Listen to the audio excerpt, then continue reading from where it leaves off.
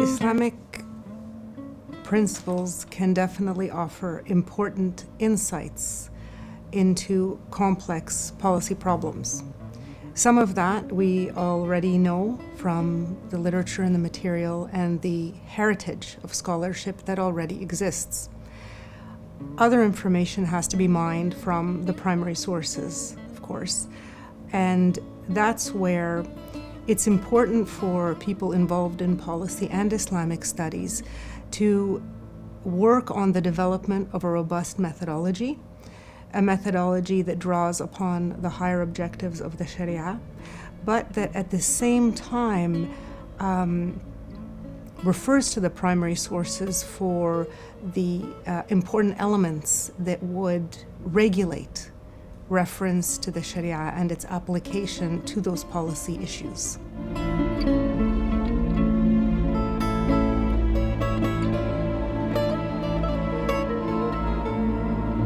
Whether we're looking at contemporary Islamic thought or the history of Islam, Muslims have always existed within diverse societies from the very inception of the religion.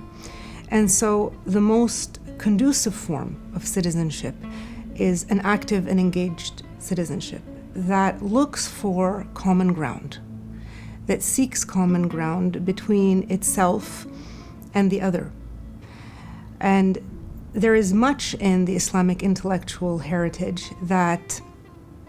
encourages this form of thinking, whether we rally around issues of justice and mercy and welfare and wisdom, or whether we consider the classic maqasid or the higher objectives of the Sharia, whether we rally around policies and programs that promote the preservation of life, of mind, of faith, of progeny, of wealth, of dignity. These are all shared values across many religions and across many cultures. And so an active and engaged citizenship that seeks to promote these principles, values, higher objectives would be the most ideal in a contemporary situation. We can also say that this form of citizenship has to accept pluralism, has to accept diversity, and in doing so, open itself up to potentially better ideas, stronger ideas, and different ways of understanding its own self and the other.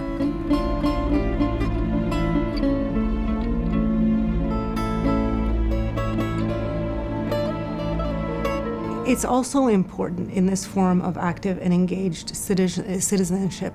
that Muslims go beyond the mundane, go beyond questions that should have been resolved ages ago, and to begin to look at those issues that are plaguing our contemporary moment in history, bigger issues. Research, science, technology, innovation, civic engagement, exploration, environmental issues. I think Muslims at some point have to realize in their engagement with government, in their engagement with each other in civil society, that there are bigger issues that we have to pay attention to. And at some point, to begin trusting their own mind and their own capacity to verify the content of their belief, so that we can move beyond those mundane questions and begin as a community and as groups and as